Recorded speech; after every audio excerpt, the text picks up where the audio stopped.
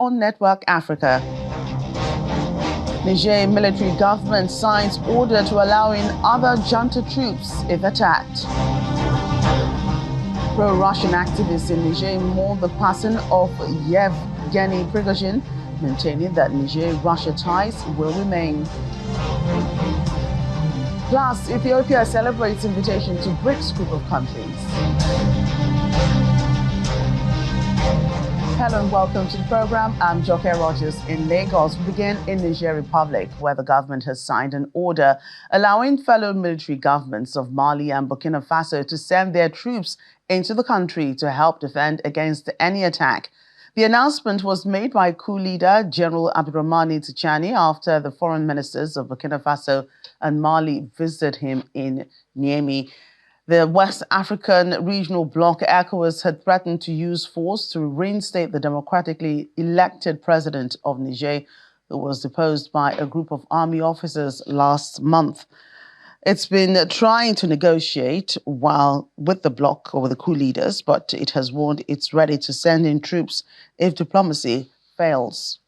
Meanwhile, the president of ECOWAS, Omar Toure, has been explaining the ECOWAS position, saying it has not declared war on the people of Niger, nor is there any plan to invade the country.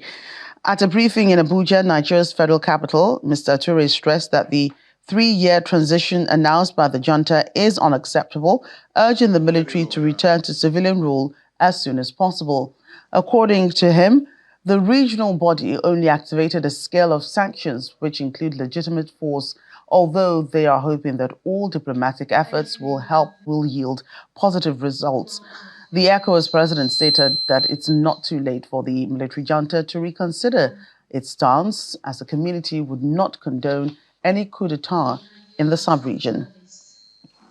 The situation in the Republic of Niger is particularly unfortunate, as it comes at a time the country is doing comparatively well in terms of security and economic growth.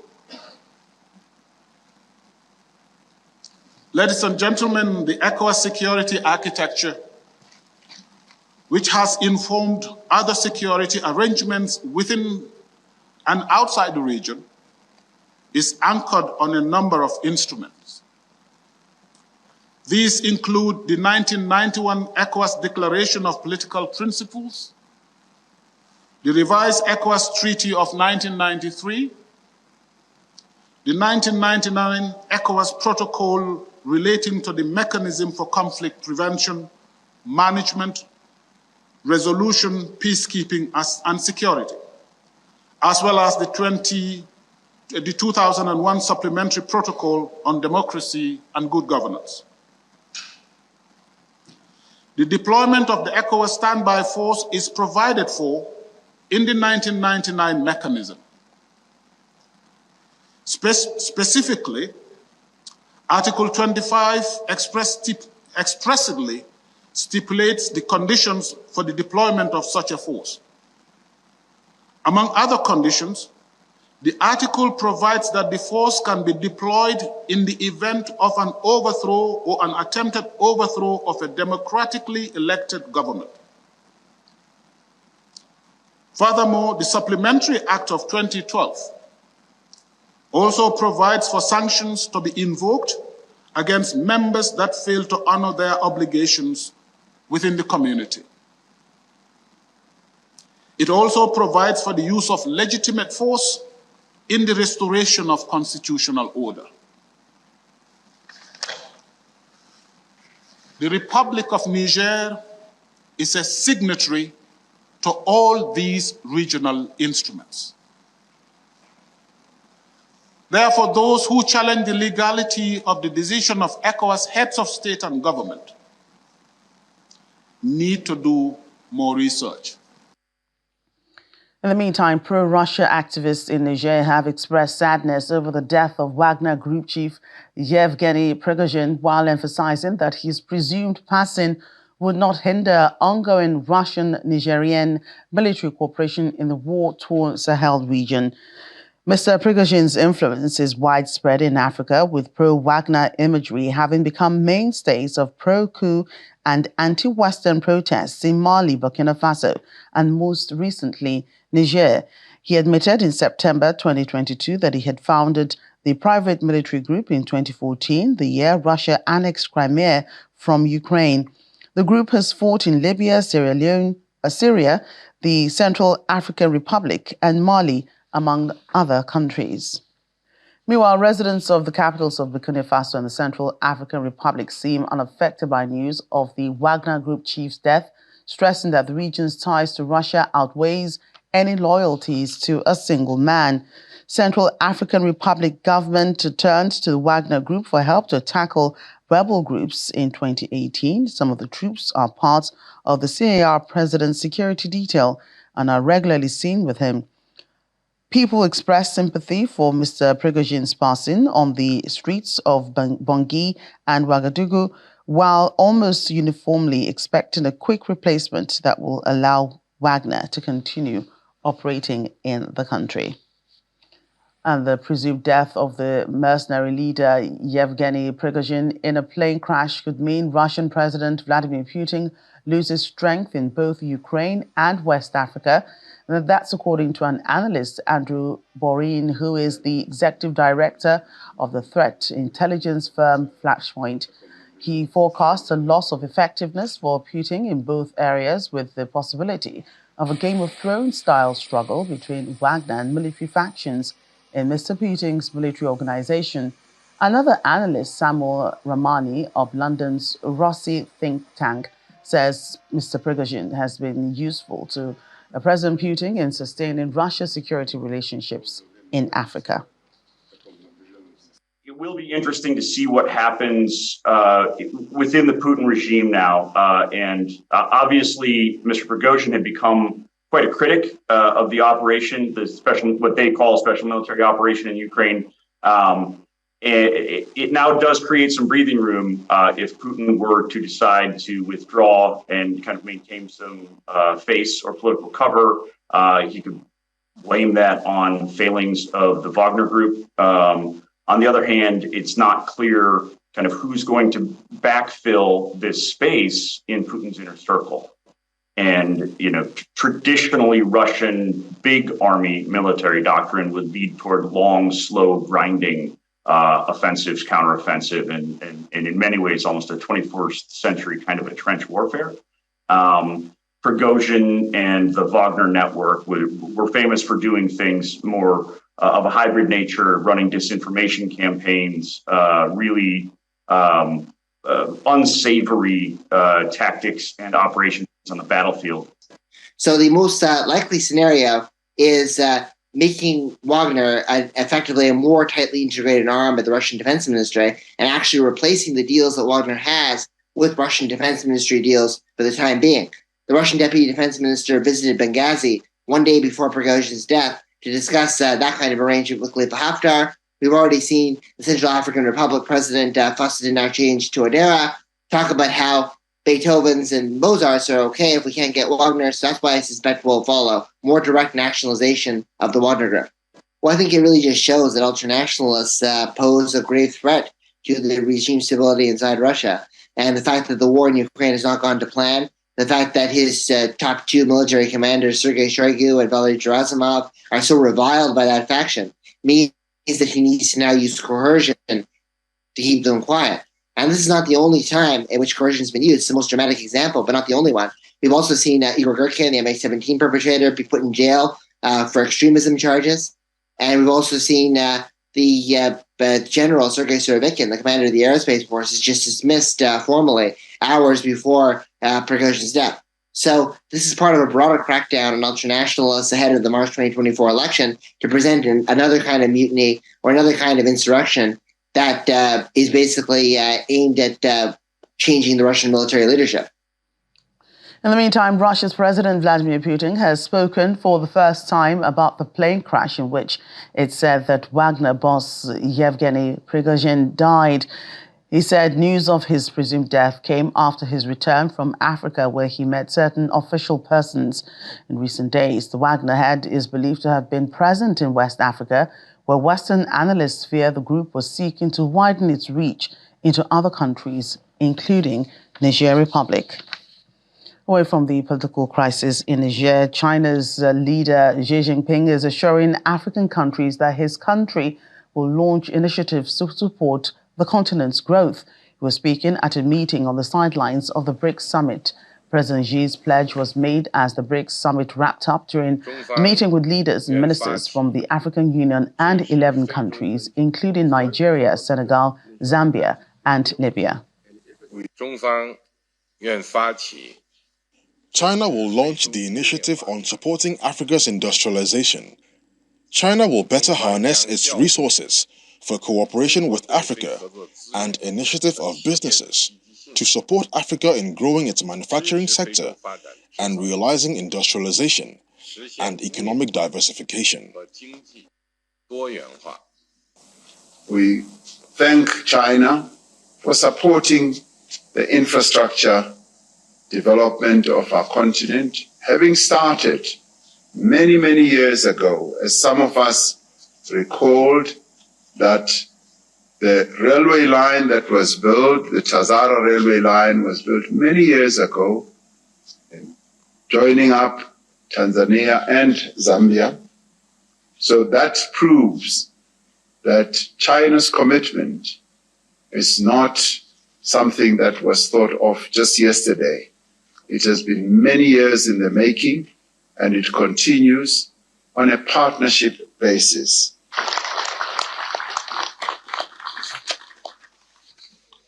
Meanwhile, Ethiopia is hailing the country's invitation to join the BRICS Club of Nations as a major diplomatic victory. Prime Minister Abiy Ahmed, who was attending the BRICS summit in South Africa, called the decision a great moment for his country. It's one of the 2 African countries that will become a member come January. In total, 6 nations were invited. The other 4 were Saudi Arabia, United Arab Emirates, Argentina, and Iran. There is hope among some commentators that the move would improve investor perceptions about Ethiopia. We head now to Mali, where there's been repeated attacks on the United Nations peacekeeping convoy, which was on its way to Manaka region. According to the United Nations Associate Spokesperson Florencia Nino Martinez, there was no casualties among the peacekeepers in that attack, which was the second of its kind this week.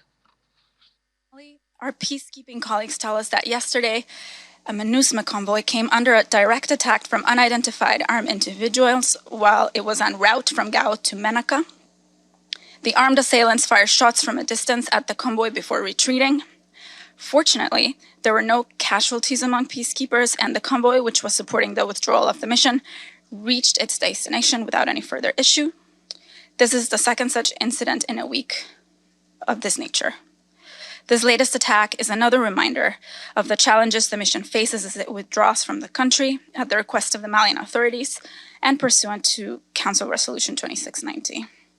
The mission is nearing the completion of implementing Phase 1 of its withdrawal plan, which entails the closure and handover of the farthest and smallest bases to the transition government.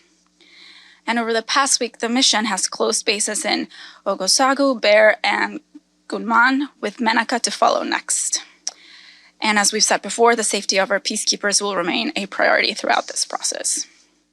And still ahead on the program, Floating Library opens for book lovers in Mombasa. We'll bring you details in a moment.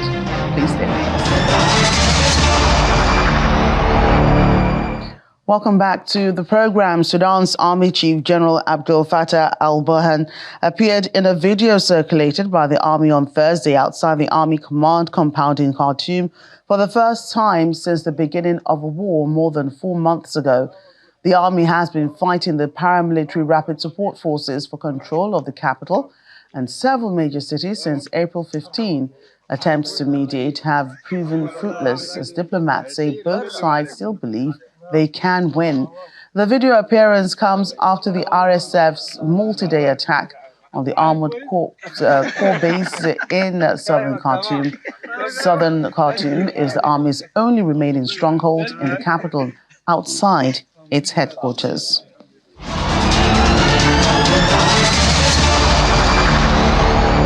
Well, talent is essential, but creativity needs to be given the right motivation to get the best results.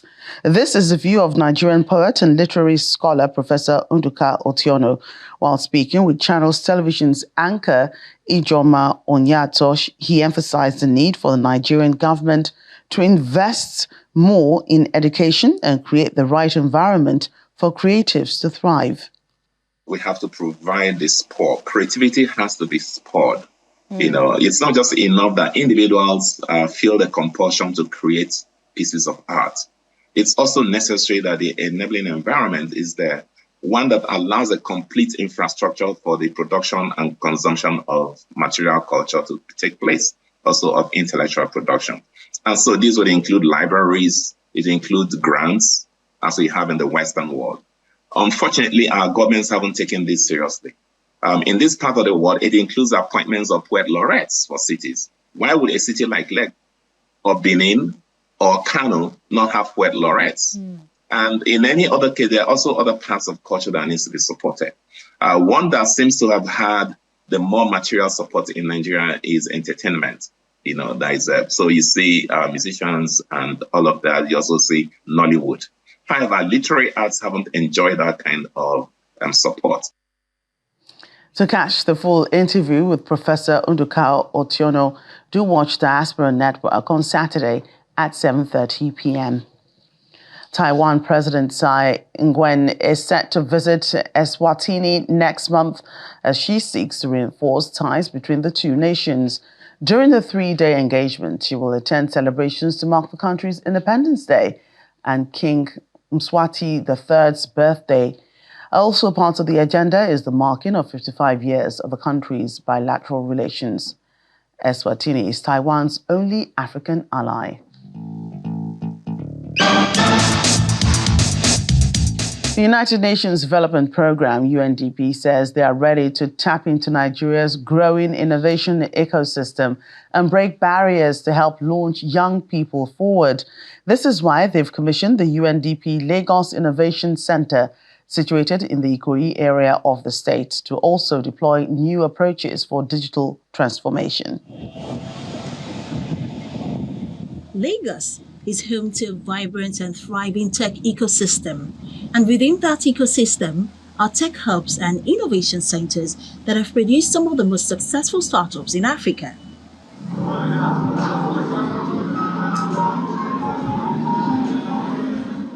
Which is why it felt natural for the United Nations Development Programme, UNDP, to situate an innovation center in Lagos to tap into Nigeria's growing tech sector.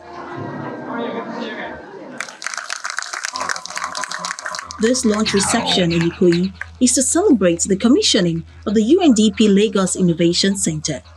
To create and bring in more ideas and representatives of the European Union, the German consulate, key partners from the United Kingdom and the United States are present to join in the celebration. The governor of Lagos State, Mr. Babajide Sanwo-Olu, also makes an appearance with some of his officials. This innovation center is the first of its kind for UNDP, and we wanted it to be here in Lagos because this is where the ecosystem of innovation, both tech, film, and culture, happens here. It's because we want to be the space of incubation. We want to bring grants. We're in the grant organization. We want to be able to bring grants. We want to be able to facilitate and find those niche areas to support these brilliant, dynamic young people. And I'm saying this not just because I'm here. I have never been more optimistic about Africa than when I'm in Nigeria and specifically when I'm in Lagos. We don't have rule of law experts. We don't have environment experts. We don't have traditional development specialists. We have systems hackers. We've got social engineers. And they wake up in the morning and are constantly thinking about how to better understand problems, ask the right questions, make sense of data, make sense of behavior, and test in very simple ways models that then can be taken back to the ecosystem as a whole. According to UNDP, the center will aim to redefine development approaches, harnessing innovation for transformative solutions. The guests are then treated to a mini interaction with the Lagos team that will run the center. What's that thing you're looking forward to at the Innovation Center? What's one thing you're looking forward to? In simple terms, a not-to-arrange space, a space that is filled with art, filled with, inspiring contents of nature. Because what the arranged spaces do to you is that they tend to make you conform to what's already there. Thank you for making tonight memorable indeed. The Assistant Secretary General and UNDP Regional Director for Africa says efforts need to be made to break barriers for young people, which is why the Innovation Center is important. It's a celebration, but also there's a serious part to it.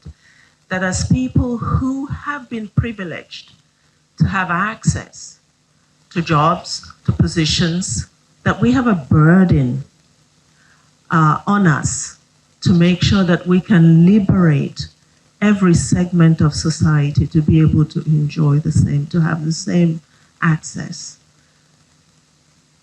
And I think this Innovation Center, it's about that. Governor Sanwo-Olu, in his speech, says his administration is committed to not only talk, but act with the UNDP on this project. We see a government that can walk and run with those ideas. And that's why we are here, to give you that support, to say to you that everything Akuna, everything Mo, everything William, that you all stand for, and for all of you that have come out of this stage, you've identified a partner in our government. We will not only talk, we will act and we will work with you. The UNDP Lagos Innovation Center is a flagship initiative of the United Nations Development Programme in Nigeria and will have a strong focus on job creation and entrepreneurship.